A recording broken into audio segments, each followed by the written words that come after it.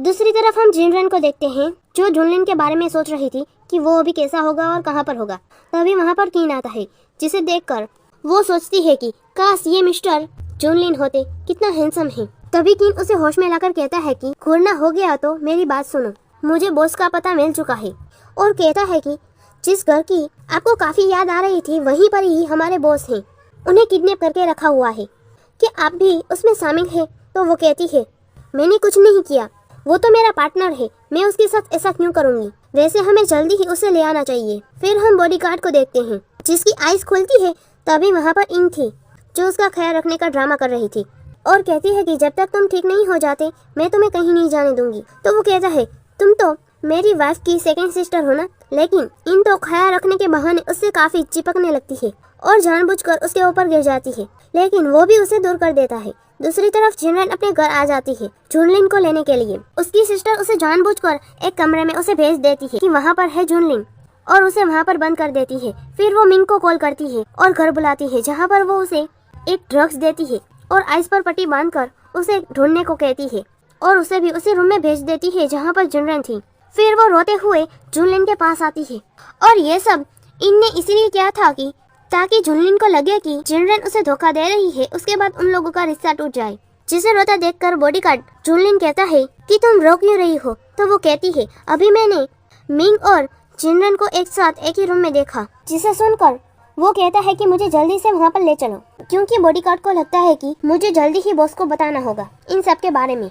लेकिन जब वो वहाँ पर जाते हैं जहाँ पर कोई भी नहीं था, क्योंकि जब जिनरन को बंद कर दिया था तो उसने किन को बता दिया था, जिसके बाद किन ने उसे बाहर निकाल लिया था। तभी वहाँ पर गिरता पड़ता मिंग भी पहुँच जाता है, जो अभी भी अपनी आइस पर पट्टी बांधते हुए इंग को ढूंढ रहा था। तो वो बॉडीगार्ड को इंग समझ के उसके साथ कुछ ऐसा करता है, जिसके बाद वो अपनी आइस से पट्टी हटाता है तो देखता है कि सारे लोग यहीं पर खड़े हैं जहाँ पर वो शौक।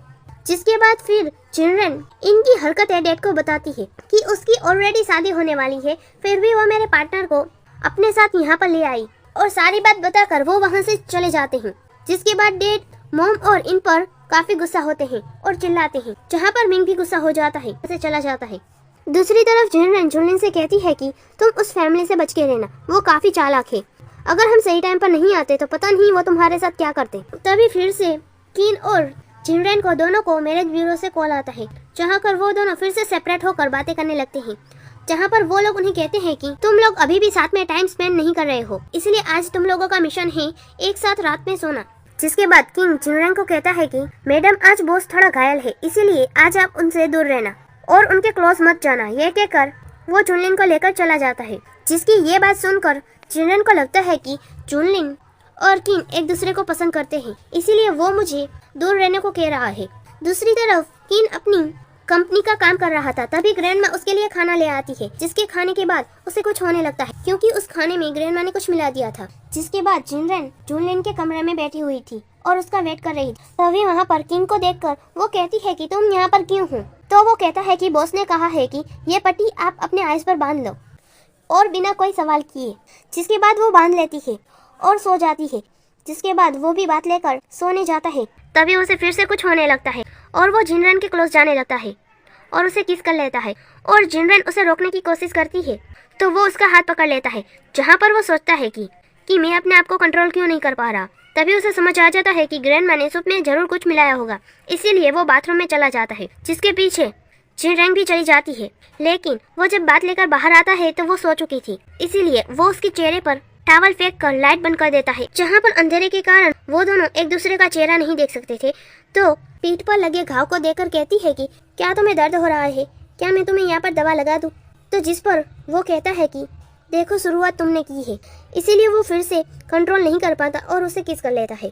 फिर मॉर्निंग में वो फिर से गार्ड बनकर उसे उठाने के लिए आता है, जहाँ पर वो उसे कहती है कि मिस्टर किंग मुझे नहीं लगता कि जुनलिन तुम्हें पसंद करता है, इसलिए तुम भी अपने लिए कोई गर्लफ्रेंड ढूंढ लो।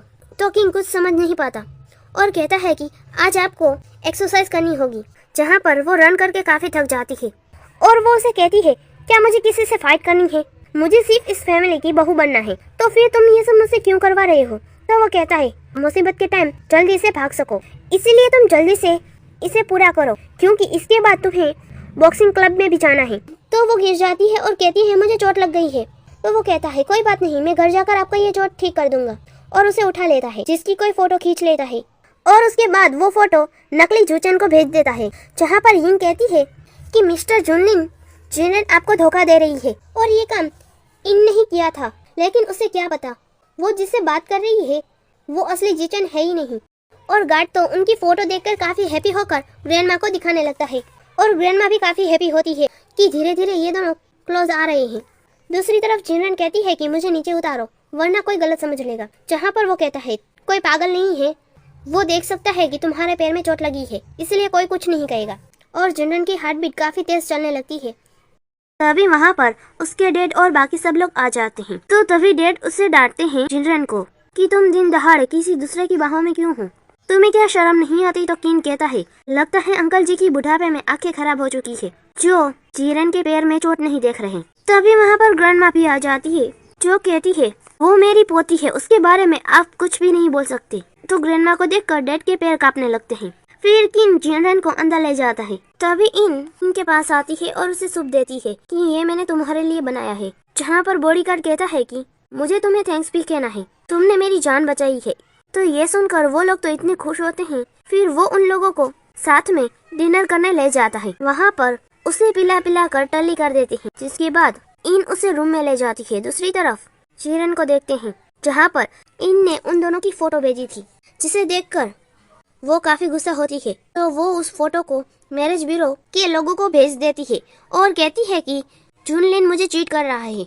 तो उन लोगों की तरफ से आंसर आता है कि इस फोटो में जो आदमी है वो जुनलिन नहीं है। तो ये सुनकर वो शॉक और कहती है कि तो जुनलिन है कौन, क्योंकि सारे लोग तो इसे ही जुनलिन कहते हैं, क्या पूरी फैमिली मुझसे झूठ कह रही है। फिर वो उसी गर्ल के पास जाती है उसे खाना खिलाने, जहाँ पर वो उसे बात करने लगती है कि ये फैमिली मुझसे झूठ कह रही है, लेकिन अगर मैं यहाँ से चली गई तो तुम्हारा ध्यान कौन रखेगा, अगर मैं तुम्हें अपने साथ ले जाऊंगी तो तुम फिर से सड़क पर आ जाओगी। तो तभी वहाँ पर किन आता है, जो कहता है कि मिस्टर जुनलिन कहाँ है।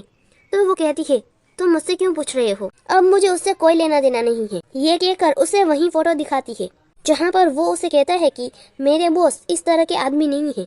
तो वो कहती है कि मैं नेक्स्ट डे ही मैरिज ब्यूरो जाकर ये शादी तोड़ाऊंगी, क्योंकि मुझे उसके बाद देखना है कि असली में जुनलिन कौन है। तभी एक मेड आकर कहती है कि ग्रैंडमा बेहोश हो चुकी है। किन फटाफट से हॉस्पिटल पहुंचता है, जहां पर डॉक्टर कहते हैं कि ग्रैंडमा को हार्ट डिजीज है और उनका ऑलरेडी 4 बार ऑपरेशन हो चुका है, इसीलिए इस बार बचने के चांसेस काफी कम है, इसीलिए ऑपरेशन करने में रिस्क है। तो जिसे सुनकर वो डॉक्टर का गला पकड़ के कहता है कि 3 साल पहले आपने ही ऑपरेशन किया था और कहा था कि वो अब ठीक है, तो अब ये क्यों। तभी डॉक्टर कहता है क्योंकि उनका ऑपरेशन मास्टर जियाओ ने किया था, जो पूरे सिटी में फेमस है, लेकिन अभी वो यहाँ पर नहीं है। तो वो कहता है तो फिर क्या करे। तो वो कहता है उसकी स्टूडेंट जी रैंक है। तो वो कहता है जल्दी से बताओ कि वो कहाँ पर है, मुझे उससे मिलना है। तो वो कहता है कि वो सिर्फ गरीब लोगों का इलाज करती है और आप सबसे अमीर आदमी है, इसीलिए वो ये सर्जरी बिल्कुल नहीं करेगी। तो वो कहता है ऐसा कोई रीजन हो सकता है, यहाँ मेरी ग्रैंडमा की तबीयत ठीक नहीं है। और उसका अता पता लेकर वहाँ पर पहुँच जाता है, जहाँ पर हमारी जीरे नहीं थी, लेकिन उसके चेहरे पर मास्क लगा हुआ था। कीन उसे एक चेक देता है और कहता है कि इसमें जितने चाहो उतने पैसे भर लो, इसके बदले तुम मेरी ग्रैंडमा ये को ठीक कर दो। तो वो कहती है ये परिवार तो काफ़ी अमीर है। तो वो कहता है कि मैं रिक्वेस्ट करता हूँ कि आप उनकी सर्जरी कर दो, और घुटने के बल जाकर कहता है कि प्लीज़ मेरी ग्रैंडमा को बचा लो। ये सुनकर वो शौक कि क्या तुम्हारी ग्रैंडमा। फिर कहती है कि तुम्हारा नाम क्या है। तो वो कहता है कि मेरा नाम जुनलिन है, ये फैमिली का बड़ा बेटा, और अपनी आईडी दिखाता है, जिसे देखकर वो उसे चाटा मार देती है और कहती है कि मुझे इस फैमिली ने एक बार धोखा दिया था, और वैसे तुम काफ़ी अच्छी एक्ट्रेस हो, लेकिन मेरा रूल है कि मैं कभी रिच फैमिली का इलाज नहीं करती। और ये कहकर वो दूसरे पेशेंट को बुलाने लगती है। तो वो कहता है तुम काफ़ी जिद्दी हो। तो वो कहती है ठीक है, लेकिन तुम्हारी दादी की एक सर्जरी से वो ठीक नहीं होगी, इसलिए तुम्हें मेरे साथ एक डील करनी होगी, उसके बाद ही मैं तुम्हारी ग्रैंडमा की सर्जरी करूँगी। वो कहता है क्या। तो वो कहती है कि 1 मंथ के लिए तुम्हें मेरा बॉयफ्रेंड बनना होगा, जब भी मैं तुम्हें कॉल करूँ तब तुम्हें मेरे सामने हाजिर होना होगा। अगर तुम ऐसा दिल से करोगे तो मैं तुम्हारी ग्रैंडमा की सर्जरी जल्दी से जल्दी कंप्लीट कर लूँगी। तो जिस पर वो उसे प्रॉमिस कर देता है। फिर वो अपने मन में कहती है तुमने मुझे धोखा दिया, मेरे साथ गेम खेली, अब देखो मैं तुम्हारे साथ क्या करती हूँ। और वो कहती है कि तुम्हें ये बात मेरे मास्टर से राज रखनी होगी कि मैंने ये सर्जरी की है। तो वो कहता है ठीक है, और कहता है कि मैं ग्रैंडमा को प्राइवेट हॉस्पिटल में एडमिट कर दूंगा। फिर उसके बाद वो ग्रैंडमा की सर्जरी करती है। फिर जिनरेन उसे होटल का कार्ड देकर वहाँ से चली जाती है। फिर वो रात को उसी होटल में पहुँचता है जहाँ पर उसका बॉडीगार्ड कहता है कि मैडम काफ़ी अच्छी है, आप उन्हें धोखा मत दीजिए। लेकिन वो होटल के अंदर चला जाता है। दूसरी तरफ वो बात ले रही थी। वो बाथरूम से ही उसे कहती है कि वहाँ पर बेड पर पड़ी पट्टी अपने आइस पर बांध लो।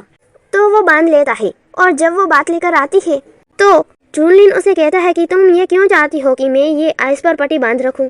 क्या मैं मिस वे का चेहरा ना देख लूं इसीलिए? तो वो कहती है कि मेरा चेहरा देखकर मुझे डर है कि मिस्टर जूलिन डर ना जाए। वो उसकी शर्ट वगैरह ओपन कर देती है और उसे रस्सी से बांध देती है, जहाँ पर वो उसे कहता है क्या करना चाहती हो, लेकिन वो उसके कान में रूबी डाल देती है। तभी जिनरेन को मैरिज ब्यूरो से कॉल आता है ये बताने के लिए कि आप दोनों भले ही साथ में हो लेकिन आप लोगों ने कोई मिशन कंप्लीट नहीं किया है। इस मंथ के लास्ट तक आपको ये सारे मिशन कंप्लीट करने होंगे। जिसके बाद जिनरेन जूनलिन को बेड पर धकेल देती है और उसे किस करने लगती है, जहाँ पर जूनलिन कहता है कि मैं उसे रोक क्यों नहीं पा रहा, मैं ऐसा कैसे कर सकता हूँ। फिर नेक्स्ट डे जब जूनलिन को होश आता है तो वो देखता है वो वहाँ पर नहीं थी और वहाँ पर एक चिट लिखी हुई थी जहाँ पर उसमें थैंक्स लिखा हुआ था। और यहीं पर ही ये एपिसोड एंड होता है। Thanks for watching.